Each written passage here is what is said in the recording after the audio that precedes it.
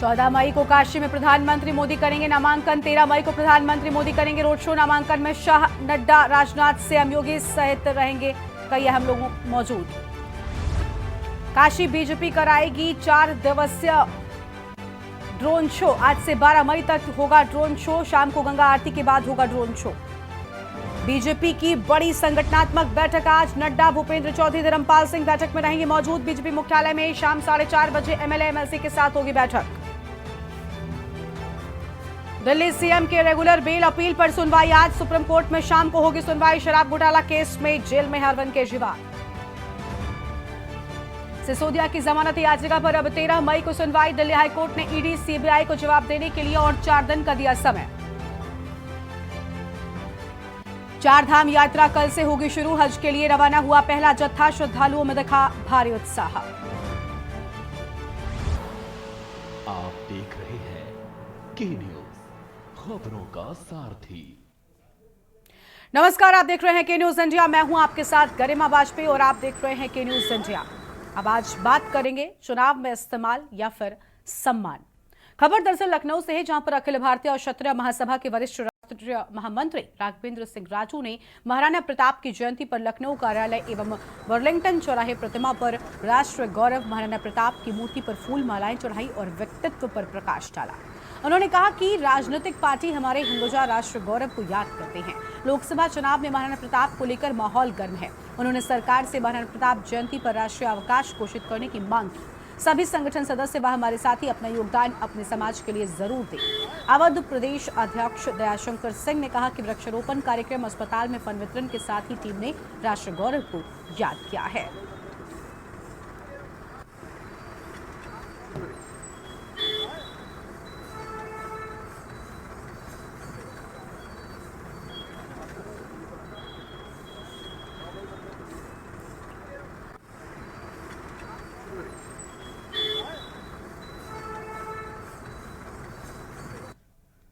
और खबर मैनपुरी से है, जहां पर महाराणा प्रताप की जयंती सादगी के साथ मनाई गई। महाराणा प्रताप की जयंती पर किसी दल का कोई बड़ा नेता शामिल हुआ। क्षत्रिय समाज के लोगों ने मूर्ति पर माल्यार्पण कर उन्हें याद किया। और इस दौरान क्षत्रिय कल्याण परिषद के महामंत्री रामबाबू कुशवाहा ने कहा कि कार्यक्रम तो बहुत अच्छा होता। आज महाराणा प्रताप की जयंती है, पूरे जनपद की तरफ से एक बहुत बड़े कार्यक्रम करने की हमारी योजना है। महाराणा प्रताप के बारे में जो लोग उलूल जुलूल बोले, उसकी वजह से हमारे लोगों में बहुत आक्रोश है। हम नहीं चाहते मैनपुरी की शांति भंग हो, इसलिए हम कोई बड़ा कार्यक्रम नहीं कर रहे हैं।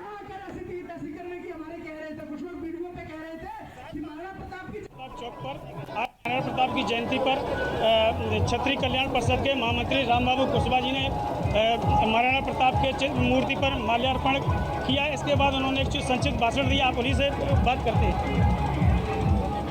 बाबू जी, आज एक कार्यक्रम रखा गया, क्या कार्यक्रम रहा? कार्यक्रम तो बहुत अच्छा होता है। आज महाराणा प्रताप की जयंती है और हम पूरे जनपद की तरफ से एक बहुत बड़ा कार्यक्रम करने की हमारी योजना थी। लेकिन आप सबको पता है कि कल ही चुनाव स्थगित हुआ है और इधर महाराणा प्रताप के बारे में जो बहुत जुलूल बोला लोगों ने, उसके वजह से हमारे लोगों में बहुत आक्रोश है। हम नहीं चाहते हैं कि मैनपुरी की शांति व्यवस्था भंग हो, इसलिए हम बड़ा कार्यक्रम कोई करने के मूड में नहीं। लेकिन उन्हें हम चेतावनी अवश्य देना चाहते हैं कि वो अपने में सुधार करें। हमारे महापुरुषों का अपमान करेंगे तो जरूरत पड़ेगी तो हम शांति व्यवस्था भी भंग कर देंगे। इसमें किसी से कोई डरने की जरूरत नहीं। महाराणा प्रताप की जयंती थी, जिस दिन रोड शो हुआ था उस दिन पर राजनीति गर्मा गई थी। आज कोई बड़ा नेता नजर नहीं आ रहा है। ऐसा है, बड़ा नेता इसीलिए नहीं बुलाया कोई। बड़ा नेता आता है, यहाँ भीड़ होती ज़्यादा और भीड़ को कंट्रोल करने में जिला प्रशासन को परेशानी होती। जिला प्रशासन से भी वार्ता हुई तो उन्होंने कहा आपका पर्व है, आप शांतिपूर्ण ढंग से पर्व को मना लें और अभी कोई ऐसा वातावरण पैदा न करें जिससे मैनपुरी की शांति व्यवस्था बने। हमारा राजनीतिक दल होने के नाते से हमारा ये भी कर्तव्य बनता है कि यहाँ जो व्यापारी है और आम जनता है उन्हें कोई कष्ट न हो, इसलिए शांतिपूर्ण ढंग से हमने माल्यार्पण करके छोटी सी वार्ता करके अपने कार्यक्रम को समाप्त। राहुल जी, आज पूरे प्रदेश में महाराणा प्रताप की जो मूर्ति के साथ हुआ उसको लेकर जगह जगह ज्ञापन दिए गए, धरना प्रदर्शन किया गया। इस पर राजनीतिक रोटियां सीखने के लोगों ने प्रयास किया, क्या कहेंगे? नहीं, राजनीतिक रोटियां नहीं थी। ऐसा है, महाराणा प्रताप से कोई क्षत्रिय नहीं महाराणा प्रताप कोई क्षत्रिय जाति के लिए नहीं लड़े थे, देश के लिए लड़े थे, हिंदू समाज के लिए लड़े थे। जो और जातियों के लोग हैं उन्हें भी बुरा लगा। आपको पता होना चाहिए, अभी प्रोफेसर शोभालक सिंह ने एक स्टेटमेंट, प्रोफेसर क्या नाम है उनका, महामंत्री जो समाजवादी पार्टी के, उन्होंने एक स्टेटमेंट दिया था कि जयवीर सिंह मंत्री जी ने पूरे जनपद के चौराहों पे महाराणा प्रताप की प्रतिमाएं लगा दी। मुझे ताज्जुब लगता है, उस व्यक्ति को मोतियाबिंद हो गया है हर चौराहे पे, जबकि हर चौराहे पर अनेक लोगों की यानी मूर्तियाँ लगी हुई हैं, उन्हें सब जगह महाराणा प्रताप दिखाई देते हैं। तो वो वातावरण दूषित कर रहे थे। हमने वातावरण दूषित होने से बचाया है, क्योंकि हम मैनपुरी की शांति व्यवस्था व्यवस्थित हैं।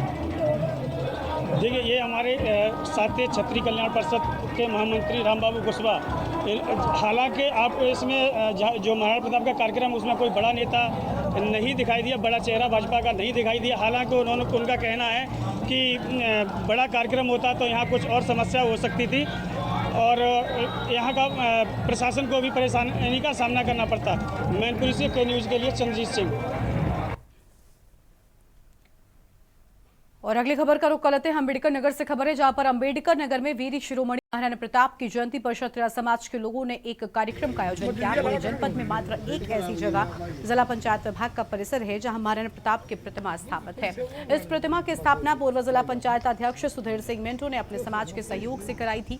जयंती के मौके पर क्षत्रिय समाज के लोगों ने महाराणा प्रताप की मूर्ति पर फूलमाला चढ़ाकर उनको याद किया। कार्यक्रम में जिला अध्यक्ष हवलदार सिंह के साथ क्षत्रिय समाज के नेता भी मौजूद रहे। वीर शिरोमणि महाराणा प्रताप, बाण केसरी महाराणा प्रताप, बाण केसरी महाराणा प्रताप, घाटी महाराणा प्रताप।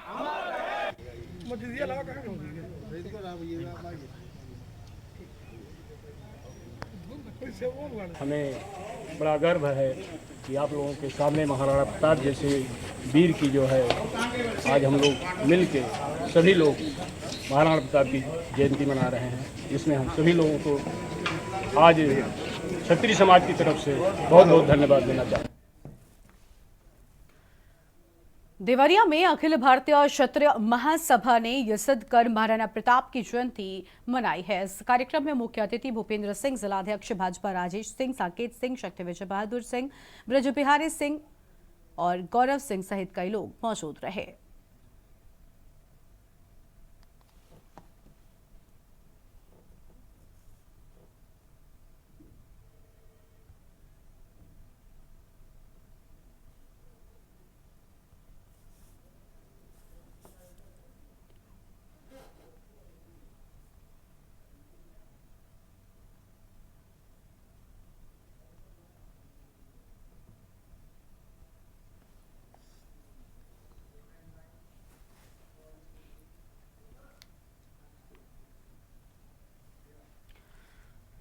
और कानपुर में डॉक्टर वीरेंद्र स्वरूप एजुकेशन सेंटर की सेक्रेटरी कुमकुम स्वरूप ने अपने निवास में पद्मश्री डॉक्टर किरण सेठ के आगमन पर एक कार्यक्रम का आयोजन किया। दरअसल युवाओं को प्रेरित करने के लिए भारतीय विरासतों को बढ़ावा देने के उद्देश्य से पद्मश्री से सम्मानित हुए डॉक्टर किरण सेठ ने एक साइकिल यात्रा का प्रारंभ किया था, जिसका शुभारंभ उन्होंने 15 अगस्त 2022 से किया था और लक्ष्य कश्मीर से कन्याकुमारी तक का सफर तय करना है, जिसमें अभी तक उन्होंने करीब 13,000 किलोमीटर की यात्रा तय कर ली है। बता दें कि society for the promotion Indian classical music and cultural among youth एक संस्था है जिसका मुख्य उद्देश्य भारतीय संस्कृति, गायन, नृत्य एवं हस्तकला को युवाओं तक पहुंचाना है। इसी के तहत डॉक्टर किरण सेठ ने अपनी साइकिलिंग के माध्यम से हर छोटे बड़े शहरों में स्कूल एवं अन्य जगह पर जाकर सभी को एक नया मार्गदर्शन देने का कार्य किया है।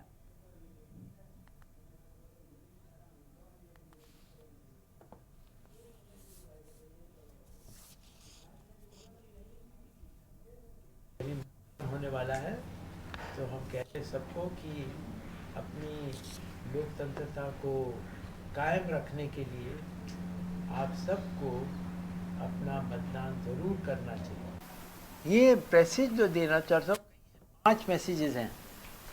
तो पहला मैसेज तो ये है कि हमने ये आंदोलन जो शुरू किया था IIT दिल्ली में, जिसका नाम है society for the promotion of Indian classical music and culture among youth, हम अपनी संस्कृति को स्कूल और कॉलेजों में ले जा रहे हैं। अपनी शास्त्रीय संगीत, कला, हस्तशिल्प, योग और ध्यान, चलचित्र, ये सारी चीज़ें स्कूल और कॉलेजों में इसका बढ़ावा देने के लिए हम करीब 5000 कार्यक्रम करते हैं एक साल में, करीब 500 शहरों देश में, 50 विदेश में। परंतु हम चाहते हैं कि हम हर एक बच्चे तक पहुँचे। इसलिए मैंने कहा साइकिल पे जाएंगे, छोटी छोटी जगहों में जाएंगे, लोगों से मिलेंगे, आपको पकड़ेंगे लीडर्स और लीडरशिप रोल के लिए। डॉक्टर सेठ हमारे यहाँ से काफ़ी समय पहले से जुड़े हुए। स्पीक मैकी के जो प्रोग्राम्स होते हैं वो हमारे यहाँ हरदम होते थे। जागो में भी कुछ साल पहले आप लोगों ने सुना होगा 3 दिन का प्रोग्राम हुआ था जहाँ बाहर के बच्चे सब आए थे। तो हम लोग आपसे काफ़ी सालों से जुड़े और लगातार जो हमारी धरोहर है, जो पुराने जो ऐसे इंटीरियर के छाऊ नृत्य है या कोई भी विधा है, उस सब से हम अपने बच्चों को परिचित कराते हैं। तो हमारा आपका साथ काफ़ी दिन पुराना है। इसी के तहत आप हमारे पास आए हैं इस वक्त, क्योंकि फाउंडेशन के माध्यम से हमारे पास क्योंकि काफ़ी विद्यालय हैं, कॉलेजेस हैं, तो यहाँ सबके प्राचार्य उपस्थित हैं, टीचर्स आई हुई हैं और सब लोग आपके यहाँ सबके प्रोग्राम होते रहते हैं और सब उससे लाभान्वित बच्चे होते रहते हैं। और अगली खबर है कासगंज से, जहां पर सड़क हादसे में घायल वृद्ध की मौत हो गई। आगरा में उपचार के दौरान मौत की बात सामने आई है। बड़ी जानकारी आपको बता दें, सड़क हादसे में घायल वृद्ध की मौत हो गई है और डॉक्टर पर गलत तरीके से कैथेटर डालने का आरोप, दवाइयों के बिल मांगने पर अभद्रता का आरोप है। सहावर गेट स्थित सदाशिव हॉस्पिटल का ये पूरा मामला बताया जा रहा है। तो ये बड़ी जानकारी आपको हम बता रहे हैं, जहां डॉक्टर पर गलत तरीके से कैथेटर डालने के आरोप की बात सामने आई है।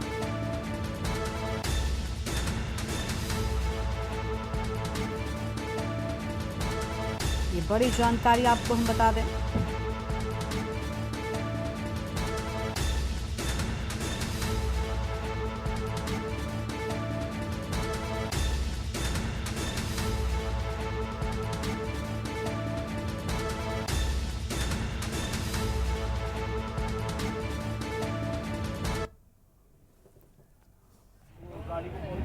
कासगंज से खबर। रियल बहनोई चंदन सिंह जी रेलवे से रिटायर हुए थे, जो राजपुरा गांव के निवासी हैं। वो किसी वाहन की चपेट में आकर उनका एक्सीडेंट हुआ। उसके बाद उनको लेकर सदाशिव हॉस्पिटल में कासगंज लाए गए। उसके बाद इनके उपचार के दौरान इन लोगों ने क्या उपचार ठीक नहीं कर पाया, रेफ़र कर दिया आगरा के लिए। आगरा जाकर रात को उनकी मौत हो गई। और अगली खबर है चंदौली से, जहां पर पुजारी हत्याकांड का खुलासा हुआ है। प्रेम प्रसंग के चलते हत्या की गई थी और आरोपी की बहन से अवैध संबंध था। रस्सी से गला कसकर हुई पुजारी की हत्या। पुजारी के घर खाना बनाती थी युवती। पुलिस ने नहर पुलिया से गिरफ्तारी की है। बड़ी जानकारी आपको हम बता रहे हैं, जहां पर पुलिस ने नहर पुलिया से गिरफ्तारी कर ली।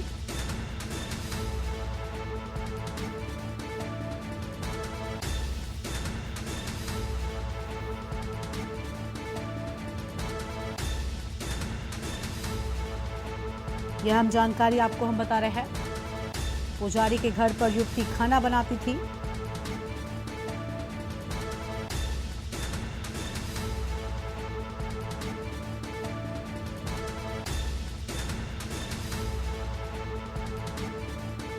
आम खबर आपको हम बता दें,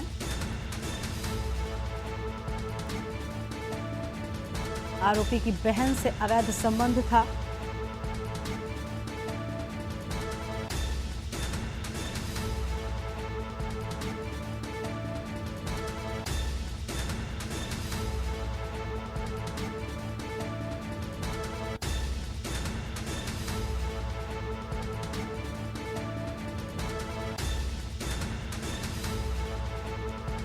तो ये बड़ी जानकारी आपको हम बता रहे हैं।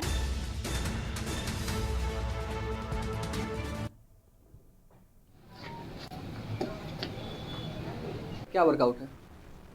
देखिए, कोतवाली चंदौली अंतर्गत ग्राम मधुपुर के निवासी रंगनाथ सेठ की संदिग्ध परिस्थितियों में डेड बॉडी उनके घर के कमरे में बरामद हुई थी। इस सूचना पर उनके शव का पंचायतनामा और पोस्टमार्टम की कार्रवाई कराई गई। पोस्टमार्टम में उनकी मृत्यु गला कसकर किए जाने से पाई गई।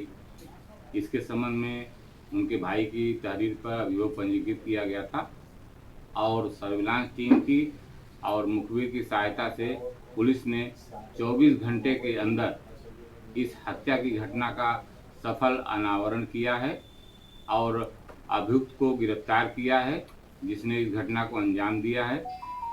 जांच से विवेचना से यह तथ्य प्रकाश में आया है कि अवैध संबंधों आशनाई के चक्कर में ये घटना कारित की गई है। आगे बढ़ते हैं खबरों की ओर। गाजियाबाद से खबर है, जहां पर साइबर क्राइम पुलिस की बड़ी उपलब्धि, फर्जीवाड़ा कर ठगे गए पैसों को वापस दिलाया है। तो ये बड़ी जानकारी आपको हम बता रहे हैं, जहां पर फर्जीवाड़ा कर ठगे गए पैसों को वापस दिलाया। ये बड़ी जानकारी आपको हम बता रहे हैं।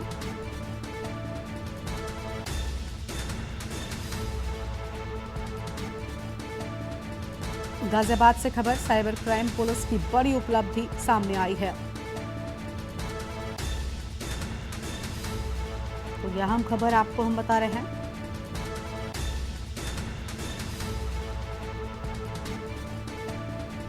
साइबर अपराधी द्वारा की गई ठगी। गाजियाबाद से खबर आपको हम बता रहे हैं।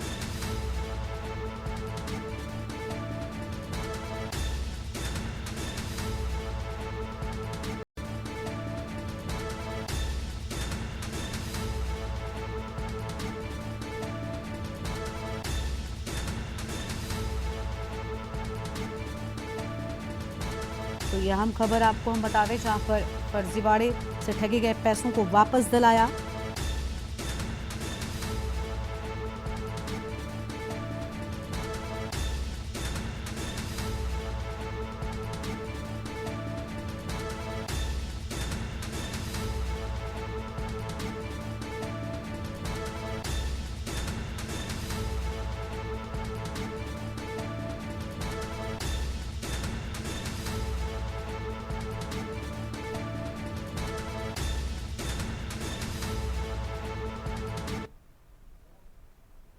पुलिस कमिश्नरेट गाजियाबाद में जब से साइबर क्राइम थाना क्रियान्वित किया गया है, तब से लेकर 8 मई तक कुल 116 अभियोग पंजीकृत कराए गए हैं। पुलिस की तत्परता से इसमें अभियोग भी पंजीकृत किया गया और तत्काल बैंकों को मेल भेज के उनसे संपर्क करके विभिन्न बैंक खातों में जो साइबर फ्रॉड के अमाउंट गए हुए थे उन लगभग 8 करोड़ रुपये होल्ड कराए गए तथा कोर्ट के आदेश से लगभग 6 करोड़ 73 लाख रुपये साइबर पीड़ित के खातों में वापस कराए गए। इससे स्पष्ट है कि साइबर फ्रॉड के मामले धीरे धीरे बढ़ रहे हैं और इनसे बचने का यही तरीका है कि जो भी अनजान लिंक आता है या अननोन कॉल आती है, अननोन मैसेज आते हैं, ईमेल आता है, उस पर बिना वेरीफाई किए उस पर रिस्पॉन्ड करने की ज़रूरत नहीं है। वर्तमान में आप देखेंगे तो शेयर ट्रेडिंग के मामले काफ़ी तेज़ी से बढ़े हैं और इस तरह के काफ़ी मुकदमे जो है साइबर थाने में पंजीकृत किए गए हैं, जिसमें तत्परता से कार्रवाई की जा रही है। और अगली खबर हमीरपुर से आपको बताते हैं, जहां पर्यटन स्थल घूमने आए युवक युवती से मारपीट, 6 युवकों ने की छेड़खानी। बड़ी खबर आपको हम बता रहे हैं, विरोध करने पर पिटा और कार्रवाई के नाम पर पुलिस पर 3000 मांगने के आरोप की बात सामने आई है। ये बड़ी जानकारी आपको हम बता रहे हैं।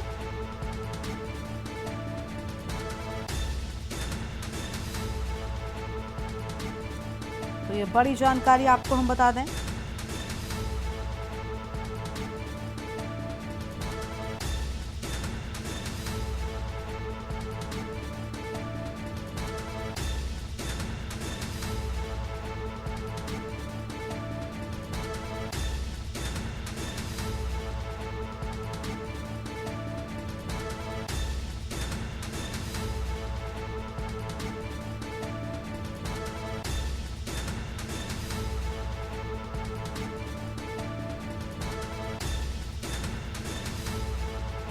ऑडियो और व्हाट्सएप चैट वायरल हो गया है। हमीरपुर के मुस्कुरा थाना क्षेत्र के मौधा डैम का ये पूरा मामला हम आपको बता रहे हैं।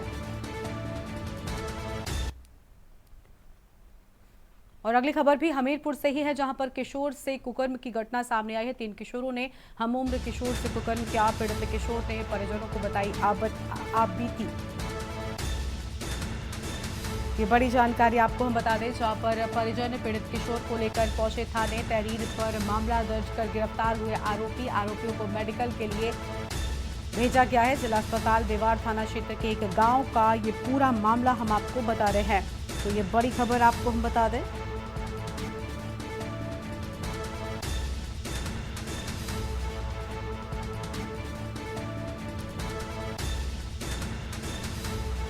बड़ी जानकारी जहां पर हमीरपुर से खबर, किशोर से कुकर्म की घटना सामने आई है और 3 किशोरों ने हमउम्र किशोर से कुकर्म किया। पीड़ित किशोर ने परिजनों को बताई आपबीती। तो पीड़ित किशोर ने परिजनों को आपबीती बताई। परिजन पीड़ित किशोर को लेकर थाने पहुंचे हैं। बड़ी जानकारी आपको हम बता रहे हैं।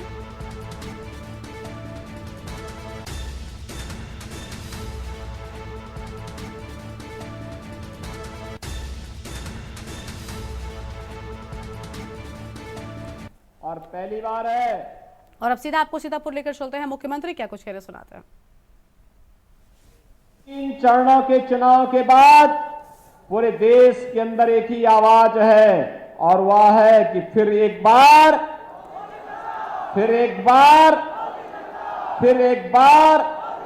मोदी सरकार का।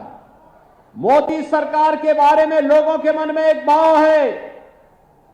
बहनों और भाइयों, ये भाव इसलिए भी है क्योंकि जनता जनार्दन इस बात को जानती है और उनके मुंह से एक ही बात निकल रही है कि जो राम को लाए हैं हम उनको लाएंगे।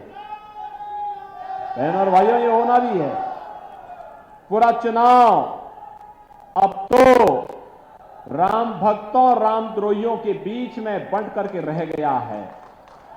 एक और राम भक्त है, पूरे देश का राम भक्त एक और खड़ा है और वह एक स्वर से बोल रहा है, जो राम को लाए हैं हम उनको लाएंगे। और दूसरी तरफ रामद्रोही है, वे कहते हैं मंदिर बेकार बना है। वे कहते हैं मंदिर बनाने की आवश्यकता ही नहीं थी। वे कहते हैं भारत के अंदर मंदिर की क्या आवश्यकता थी। तो भगवान राम का मंदिर भारत में उत्तर प्रदेश के अयोध्या में नहीं बनेगा तो क्या काबुल और कंधार में बनेगा? क्या लाहौर और कराची में बनेगा? क्या अरे अयोध्या तो भगवान राम की पावन जन्मभूमि है और कोटि कोटि सनातन धर्मावलंबियों की आस्था की भूमि है, हमारा पवित्र धाम है। बहनों और भाइयों, आपसे मैं पूछना चाहता हूं, कितने लोग अयोध्या गए हैं राम मंदिर बनने के बाद? वाह भाई, काफी बड़ी संख्या में गए हैं। लेकिन जो लोग बचे होंगे, मैं यहां के विधायक निर्मल वर्मा जी को, पवन चौहान जी को और राजेश वर्मा जी से कहूंगा, बाकी लोगों को लेकर एक बार फिर से अयोध्या का दर्शन करवा दीजिए।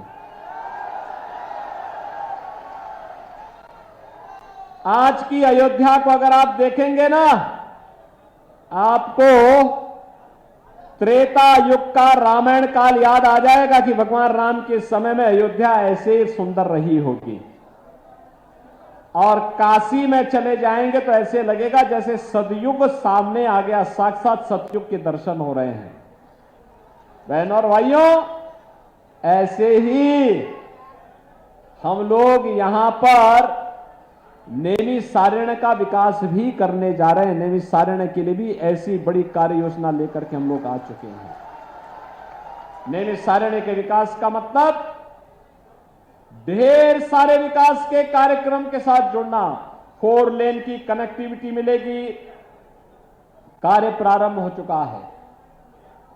वहां पे यात्री विश्रामालय बनेंगे, गोमती नदी का रिवर फ्रंट के रूप में डेवलपमेंट होगा, मंदिरों का पुनरुद्धार और सुंदरीकरण का कार्यक्रम होगा।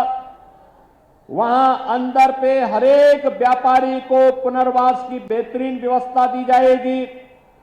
नए होटल और रेस्टोरेंट खुलेंगे। वहां पे इलेक्ट्रिक बस की सेवा के साथ लखनऊ के साथ जुड़ने जो सेवा हम प्रारंभ कर चुके हैं, लेकिन साथ साथ हेलीकॉप्टर की सुविधा के साथ भी हम जोड़ने जा रहे हैं। सीधे हेलीकॉप्टर से लोग पहुंच करके जिसको भी आना है आराम से आ जा सकता है। और धीरे धीरे करके मेट्रो भी लखनऊ से बाहर आकर के वहां तक पहुंचेगी। बहनों और भाइयों, विकास इसी से आगे बढ़ेगा। जैसे यहां पे शरद चौधरी ने बनाया, आपने देखा होगा कैसे उन्होंने यहां पे एकेडमी बनाई है, स्टेडियम बनाया है। अग्निवीर में भर्ती होने के लिए कैसे नौजवानों को तैयार होना है, ऐसे ही एकेडमी को विकसित करने के लिए सरकार के स्तर पर भी भरपूर सहयोग किया जाएगा, जिससे हमारा युवा आत्मनिर्भर बन सके, आत्मनिर्भरता के उस लक्ष्य को प्राप्त करने की दिशा में आगे बढ़ सके। आज जो एक नया चुनाव चल रहा है 2024 का, यह एक और राम भक्त हैं जो भारत के सम्मान के लिए, भारत की सुरक्षा के लिए, भारत के विकास के लिए, गरीबों के उत्थान के लिए और विकसित भारत के लिए कार्य करना चाहते हैं, कार्य कर रहे हैं। दूसरी तरफ रामद्रोही है। बहनों और भाइयों, वे भारत का सम्मान नहीं, दुनिया के अंदर भारत को अपमानित करते हैं। दूसरी तरफ वे लोग हैं जो भारत को अपमानित करते हैं, भारत की सुरक्षा में सेंध लगाते हैं, राम भक्तों पर गोली चलाते हैं और आतंकवादियों के मुकदमों को वापस लेते हैं। दूसरी तरफ वे रामद्रोही हैं जिनको राम मंदिर बेकार लगता है, लेकिन आतंकवादियों पर जो मुकदमे थे उन मुकदमों को वापस लेने का काम ये करते हैं तो उनको ये अच्छा लगता है। इनकी सोच तो देखो पहले। तो सीतापुर से आप सुन रहे थे मुख्यमंत्री योगी आदित्यनाथ को। एक छोटे से ब्रेक के लिए यहाँ पर रुकते चल लौटेंगे। ब्रेक के बाद आप सभी का स्वागत है। श्रावस्ती से खबर आपको बता रहे हैं, जहां पर लोकसभा चुनाव कराने के लिए पुलिस बल रवाना। 12 उप निरीक्षक 108 आरक्षी शाहजहांपुर रवाना हुए। पूर्व एसपी ने जवानों को पढ़ाया अनुशासन का पाठ। एसपी ने ड्यूटी में कर्तव्य परायणता की दी नसीहत। दूसरे जिले में पुलिस को छवि खराब न होने पाए। फ्री एंड फेयर चुनाव संपन्न कराना हमारी जिम्मेदारी। एसपी की ओर से बड़ी बातें कही गई हैं। अहम जानकारी आपको हम बता रहे हैं।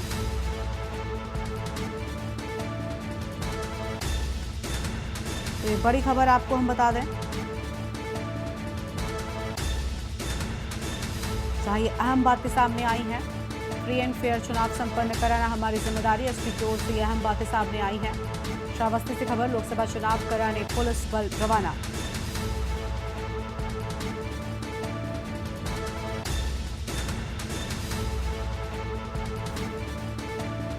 तो पूर्व एसपी की ओर से ये अहम बातें सामने आई हैं। एसपी ने ड्यूटी में कर्तव्य परायणता की नसीहत दी है। पूर्व एसपी ने जवानों को पढ़ाया अनुशासन का पाठ।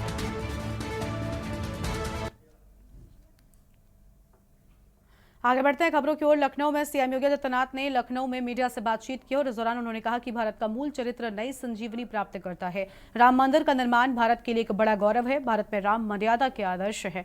सैम पित्रोदा का बयान बेहद निंदनीय है और कांग्रेस देश की जनता से माफी मांगे। पित्रोदा जैसे लोग कांग्रेस को मुबारक हो।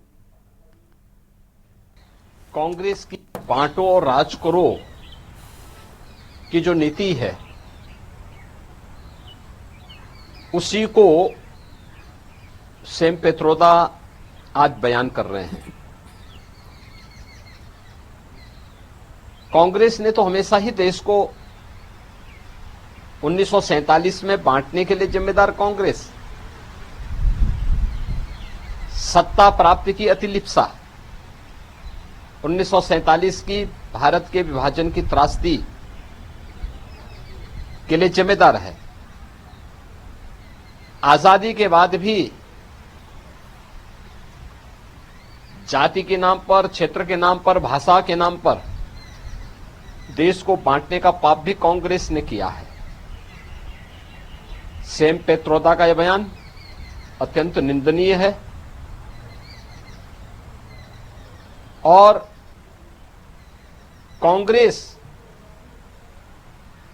पार्टी को स्वयं के उन कृत्यों के लिए जो आज सैम पित्रोदा के मुंह से बोल रही है, बुलवा रही है, इसके लिए देश की जनता से माफी मांगनी चाहिए। वह उत्तर भारत, दक्षिण भारत, पूर्वी भारत, पश्चिमी भारत को किस रूप में बांटने का प्रयास कर रहे हैं, रंग और चमड़ी के आधार पर देश के किस खतरनाक साजिश का पर्दाफाश ये हो रहा है, ये सचमुच बहुत खतरनाक मंशा कांग्रेस की दिखाता है। अत्यंत शर्मनाक बयान है, निंदनीय है। भारत जैसे सनातन देश की 140 करोड़ भारतवासियों को अपमानित करने वाला है और कांग्रेस को इसके लिए देश की जनता से माफी मांगनी चाहिए। कांग्रेस नेता प्रियंका गांधी रायबरेली पहुंची हैं, जहां उन्होंने पीएम मोदी पर हमला बोलते हुए क्या कुछ कहा, ये आपको सुनाते हैं। भाजपा की सरकार जो है और उनके नेता जो है वो महिलाओं के पक्ष में कभी खड़े नहीं हो सकते, क्योंकि जब वो महिला ओलंपिक के मेडल लेके आई तब तो मोदी जी ने उनको घर बुला के उनके साथ चाय पी और उनके साथ फोटो खिंचवा दी और ये कह भी दी, पूरी मीडिया ने, आप सब ने कहा कि मोदी जी हैं तो मुमकिन है। जब उसी महिला ने बाहर बैठ के आंदोलन किया, सड़क पे बैठ के, जब उसी महिला ने कहा कि मेरे साथ अत्याचार हुआ है, तो किसी ने उसको पूछा तक नहीं। वो रो रही थी जब मेरे से मिली, उसने मुझे कहा कि मुझे मेडल मिला। मैंने सोचा था कि अगर मैं बैठूंगी तो कम से कम मेरी सुनवाई होगी, कोई तो सुनेगा, लेकिन सरकार में किसी ने नहीं सुना। और आज ये परिस्थिति है कि उनके बेटे को टिकट मिल गया है चुनाव में, तो ये स्पष्ट हो गया है कि महिलाओं के अत्याचार की बात, महिलाओं के आरक्षण की बात, ये सब चीजें जो जब ये लोग कहते हैं कि हम खड़े हैं महिलाओं के लिए या हम आरक्षण दिलवा रहे हैं, तो ये सब चुनावी, उनके लिए चुनावी जुमले हैं, बस इससे ज्यादा कुछ नहीं है।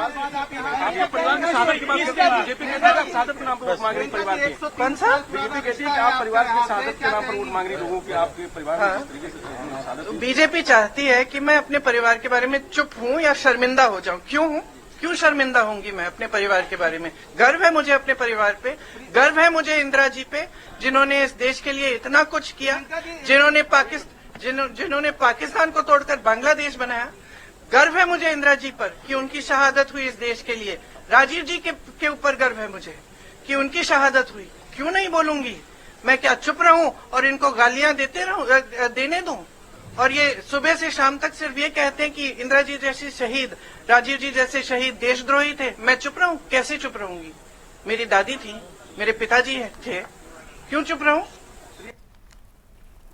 मुजफ्फरनगर एसएसपी व एसपी के निर्देशन पर बुढ़ाना कोतवाली प्रभारी आनंददेव मिश्रा व उनकी पुलिस टीम ने फर्जी टाटा नमक बनाने वाले गैंग पर शिकंजा कसते हुए 4 शातर मिलावटखोर अभियुक्तों को गिरफ्तार कर जेल भेज दिया है, जिसके पास से पुलिस ने टाटा नमक और सर्फ एक्सेल आदि प्रोडक्ट के नकली छापे हुए रैपर और उनमें कम गुणवत्ता वाले माल को हिरासत में लिया है।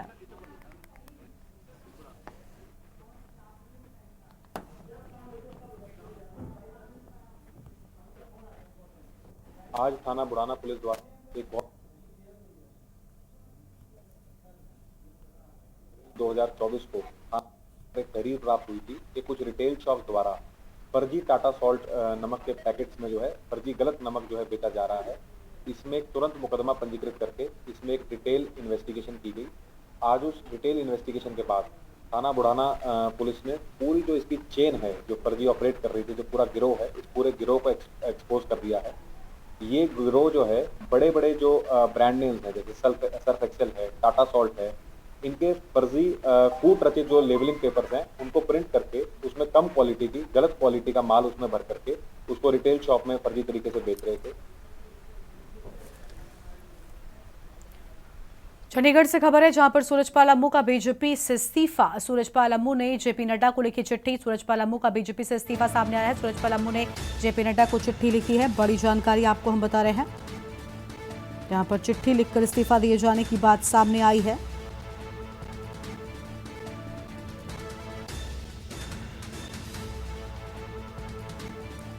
यह हम खबर आपको हम बता रहे हैं, जहां पर चिट्ठी लिखकर इस्तीफा दिए जाने की बात सामने आई।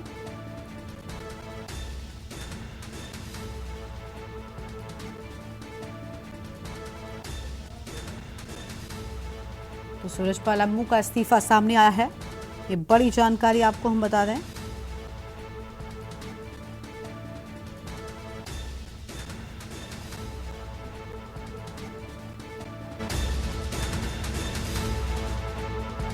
तो सूरजपाल अम्मू ने जेपी नड्डा को लिखी चिट्ठी, आम जानकारी आपको हम बता दें, और चिट्ठी लिखकर इस्तीफा दिया है।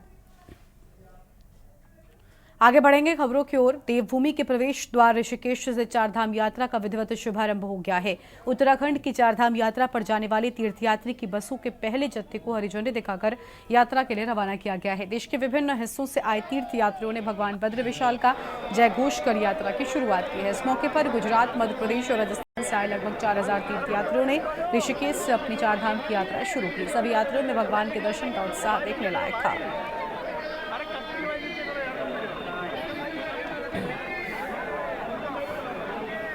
और आप जानते हैं कि चारधाम यात्रा का जो हमारा यहाँ ISBT ऋषिकेश में संयुक्त रोटेशन व्यवस्था समिति है, हर वर्ष यहाँ से अपनी बसों का बेड़ा प्रारंभ करती है।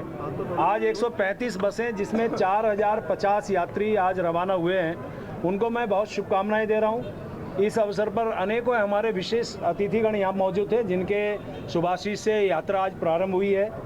अभी तक ऑनलाइन रजिस्ट्रेशन जो है 20.5 लाख से ऊपर हुए हैं। का मतलब ये है कि इस बार यात्रा और इससे ज़्यादा जाने वाली है। सरकार ने व्यवस्थाएं बहुत मुकम्मल की हैं, अच्छी व्यवस्था करने का हम प्रयास कर रहे हैं और श्रद्धालुओं से भी मैं ये अपील कर रहा हूँ कि यहाँ पे वो हमारे इस व्यवस्था में सहयोग प्रदान करें, साफ सफाई रखें, गंदगी ना करें, क्योंकि ये देवभूमि है। यहाँ पे पग पग पर देवी देवता विराजमान रहते हैं। चारधाम यात्रा के लिए पहला जत्था आज ऋषिकेश के ट्रांजिट कैंप से रवाना हो रहा है। हम लोग मौजूद हैं ऋषिकेश के ट्रांजिट कैंप पे, जहाँ से वित्त मंत्री प्रेमचंद अग्रवाल हरी झंडी दिखा करके यहाँ से चारधाम यात्रा में जाने वाले तीर्थयात्रियों को रवाना करेंगे और मंगल कामना के साथ यहाँ से उन्हें भेजा जाएगा। कहाँ से आए हैं आप और कितना उत्साह है आप में? मध्य प्रदेश अंजड़ से, राम जिले में।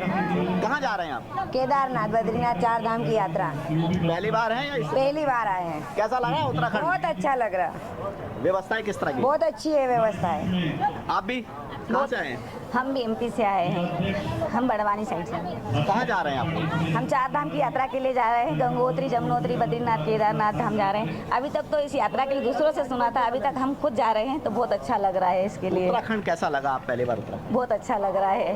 अभी तक तो यात्रा बहुत अच्छी हुई। भगवान हमारी यात्रा आगे भी अच्छी बनाए।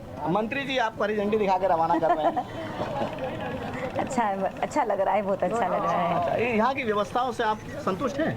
हाँ है जी, हाँ है। आप कहाँ से आए हैं? MP से है, इंदौर से ही। हम सब परिवार के साथ ही आए हुए हैं। कितने लोग हैं आप सब लोग? हम 10 वैसे तो ज़्यादा सवारी है हमारे पास, बाकी हम 10 परिवार के ही है। कैसा लग रहा है? पहली बार आप आए हैं? पहली बार आए हैं और अच्छा लग रहा है हमको। पूरा इंटरेस्ट और मज़ा आ रहा है। भगवान के दर्शन करने में भी सब में बढ़िया आ रहा है। कौन कौन से धाम जाएंगे आप? हम 4 धाम जाएंगे, गंगोत्री, यमुनोत्री, केदारनाथ और बद्रीनाथ। देखिए ये श्रद्धालु हैं जिनके अंदर काफ़ी उत्साह है, क्योंकि ये चारधाम यात्रा करने के लिए ऋषिकेश से रवाना हो रहे हैं और यहाँ से बद्रीनाथ, केदारनाथ, गंगोत्री, यमुनोत्री के दर्शन करके अपने अपने गंतव्य को लौटेंगे। ऋषिकेश ट्रांजिट कैंप से बसंत कश्यप, के न्यूज़ इंडिया।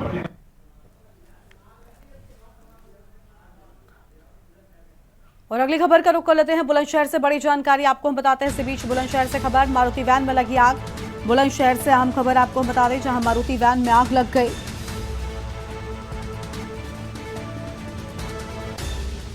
और आग लगने के करीब 20 मिनट के बाद जोरदार धमाका यहां पर हुआ है। बड़ी खबर आपको हम बता रहे हैं।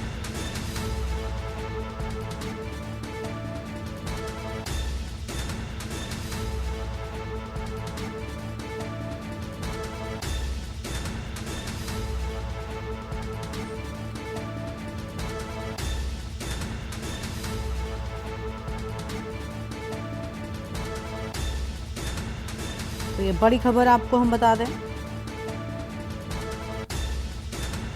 जहां आग लगने के बाद हुआ जोरदार धमाका। मारुति वैन में लगी भीषण आग। आग लगने के बाद जोरदार धमाका हुआ है।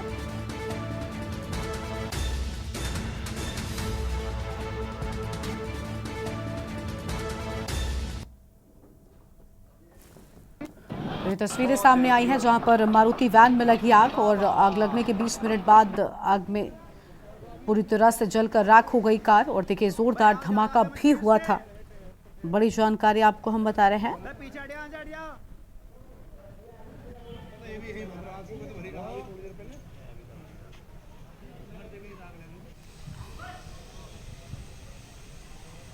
तो तो एक्सक्लूसिव तस्वीरें आपको हम दिखा रहे हैं। मारुति वैन के परखच्चे उड़ गए। तस्वीरें आपकी टीवी स्क्रीन पर आप देख सकते हैं किस तरीके से यहाँ पर देखते ही देखते ये कार आग का गोला बन गई।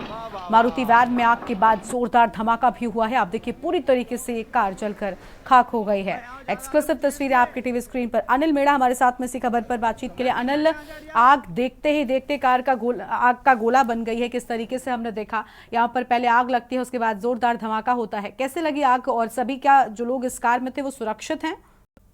देखिए, बिल्कुल मैं आपको बता दूं, खानपुर क्षेत्र के कस्बे में जो बड़ी मस्जिद है उसके पास का मामला है, जहां की जनपद बुलंदशहर में जिस तरह से मारुति वैन में जो अचानक आग लगी है, आग लगने से बड़ा जोरदार धमाका हुआ और करीब 20 मिनट तक आग का गोला बनते रही है आग। और जो जिस तरह से बताया जा रहा है, जो भीषण गर्मी के कारण जो मारुति वैन में जो वायरिंग थी, वायरिंग में आग लगी। आग लगने के बाद में मारुति में जो गैस का सिलेंडर लगा हुआ था, गैस का सिलेंडर आग पकड़ लेता है और आग पकड़ने के बाद में गैस के सिलेंडर में भीषण आग लगने से उसमें गैस थी और गैस लगने से जो उसमें ब्लास्ट होता है। ब्लास्ट होने के बाद जो मारुति वैन थी उसमें प्रकाश छुड़ जाते हैं और देखते ही देखते मारुति एक पूरी तरह से फटकर हवा में उड़ जाती है। और हवा में उड़ने के बाद हालांकि बात की जाए, वहाँ किसी तरह की मारुति वैन पूरी तरह से खाली थी, उसमें कोई भी, लेकिन बात यही है जो आग लगने की जैसे ही लोगों में सूचना हुई तो वहाँ तमाम अफरा तफरी का माहौल हो गया और लोगों में एक तरह से दहशत का माहौल हो गया। जिस तरह से लोग दूसरों से भाग के लोगों ने अपनी जान बचाई है। हालांकि किसी तरह की हताहत होने की कोई खबर नहीं है, लेकिन अभी पुलिस का जो मानना है, मौके पर जो तमाम अधिकारी पहुंचे हैं, वहाँ के जो सीओ और एसडीएम पहुंचे हैं, हालांकि उन्होंने बताया है कि जो आग लगने का कारण है जो वायरिंग, जो सर्किट शॉर्ट हुआ है और शॉर्ट के बाद जो गैस मारुति वैन में जो गैस सिलेंडर था उसमें उसके द्वारा ब्लास्ट हुआ। ब्लास्ट होने के बाद में आग का गोला मारुति वैन फट गया। बहुत शुक्रिया अनिल आपका अधिक जानकारी के लिए। तो देखिए आसपास के लोगों ने किस तरीके से यहाँ पर भागकर जान बचाई है। कार में भीषण आग लग गई और देखते ही देखते ये कार आग का गोला बन गई और जोरदार धमाके के साथ में पूरी तरह से जलकर खाक हो गई है। तो मारुति वैन के परखच्चे उड़े। तस्वीर आपकी टीवी स्क्रीन पर।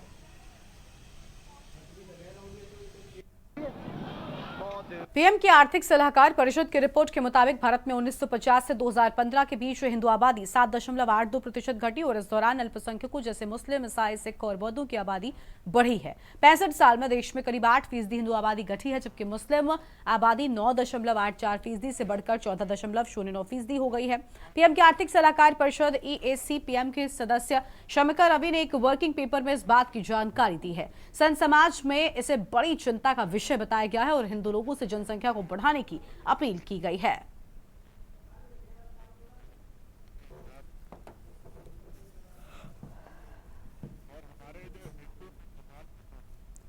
प्रधानमंत्री के आर्थिक सलाहकार परिषद की जो रिपोर्ट इस समय देश में आई है वो बहुत चिंतनीय है, क्योंकि 8% हिंदू विगत 65 वर्षों में उनकी आबादी घटी है और मुस्लिम आबादी बढ़कर 14% की वृद्धि, ये इस देश की जनसंख्या असंतुलन का बहुत बड़ा मुद्दा हम सब के सामने आया है। ये बहुत चिंताजनक भी है और इस देश के सभी नागरिकों को इस पर गंभीर चिंतन करने की आवश्यकता है।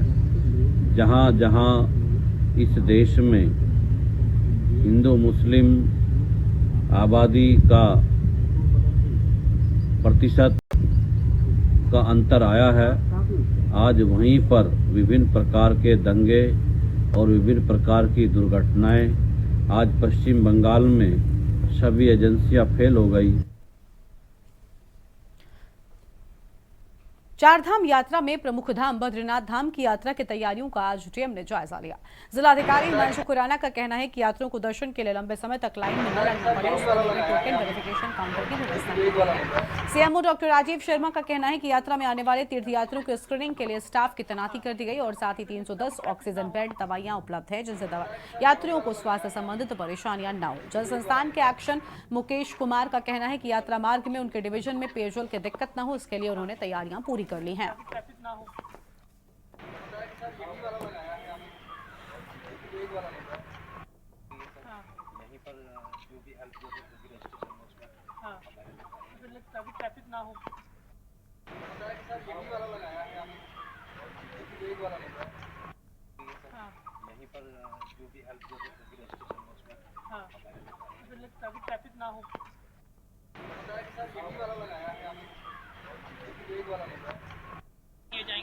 उसके लिए टोकन काउंटर और टोकन वेरिफिकेशन काउंटर भी स्थापित किए गए हैं।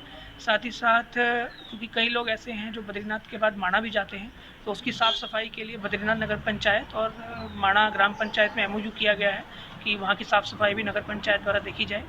तीसरा, केदारनाथ की तर्ज पर जो उन्होंने एक डिपॉजिट रिफंड सिस्टम लागू किया था जो प्लास्टिक बॉटल्स हैं उनके मैनेजमेंट के लिए, इस बार वो बद्रीनाथ में भी लागू किया जा रहा है ताकि जो हमारा प्लास्टिक वेस्ट है उसका भी मैनेजमेंट अच्छे से हो सके। और आवश्यक दवाएं, जांच के उपकरण और स्क्रीनिंग की सुविधा के लिए यहाँ लोग तैनात कर दिए गए हैं। तो जो यात्री जा रहे हैं उनकी स्क्रीनिंग स्टार्ट भी कर दी गई है। अभी कुछ सन्यासी और बाबा लोग पैदल यात्रा कर रहे हैं तो उनसे स्क्रीनिंग हम लोगों ने स्टार्ट कर दी है। श्री बद्रीनाथ में हमारा अस्पताल खोल दिया गया है। 3-4 दिन पहले से हमने वो अस्पताल खोल दिया था ताकि वहाँ सारी व्यवस्थाएं सुचारू कर दी जाएं। सभी आवश्यक दवाओं की आपूर्ति सुनिश्चित कर ली गई है। ऑक्सीजन बेड हमारे पास 310 बेड हैं पूरे ज़िले में मिलाकर। सभी यात्रा लाइन के अस्पतालों पर हमारे पास ऑक्सीजन बेड उपलब्ध हैं और सभी आवश्यक दवाएं उपलब्ध हैं। यात्रा के अंतर्गत कमेडा से सोलना तक हमारे कर्णप्रयाग डिवीजन के अंतर्गत आता है। इसमें सभी PTSP और हैंडपम्प हमारे द्वारा चालू कर लिए गए हैं और SDM कर्णप्रयाग के द्वारा भी उनको चेक कर लिया गया है, DM सर के द्वारा भी उनको चेक कर लिया गया है और पेयजल आपूर्ति सुचारू है। हम लोग पूरी तरह से तैयार हैं। कांग्रेस नेता सैम पित्रोदा के हाल ही में आए विवादित वीडियो जिसमें उन्होंने देश के विभिन्न हिस्सों के लोगों के रंग रूप को लेकर विवादित बयान दिया, अब इस पर भाजपा कांग्रेस पर पूरी तरह से आक्रामक हो गई है।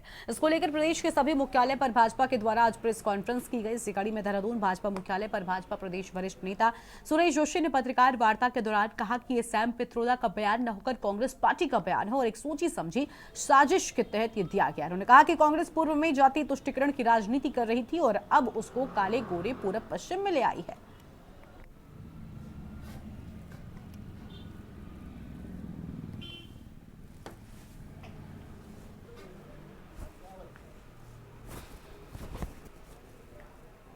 देखिए, हम तो शुरू से कह रहे हैं कि ये जो बयान है ये सैम पित्रोदा का नहीं है, ये कांग्रेस पार्टी का बयान। कांग्रेस पार्टी के वो एक अधिकृत नेता हैं और एक संस्था के जो है वो राष्ट्रीय अध्यक्ष हैं और कांग्रेस की एक सोची समझी रणनीति है और पूरे चुनाव को मैं कह सकता हूं कि एक तरह से डिस्टर्ब करने की रणनीति है, क्योंकि कांग्रेस को ये लग रहा है कि हम पूरी तरह से हार रहे हैं। तो अब कांग्रेस जो है देश में अभी तक जातिवाद के नाम पर तुष्टिकरण कर रही थी, अब उसको जो है कि पूरा पश्चिम काले गोरे में ले आई। और देश की बात में इतना ही। आप देखते रहिए न्यूज़ इंडिया। नमस्कार।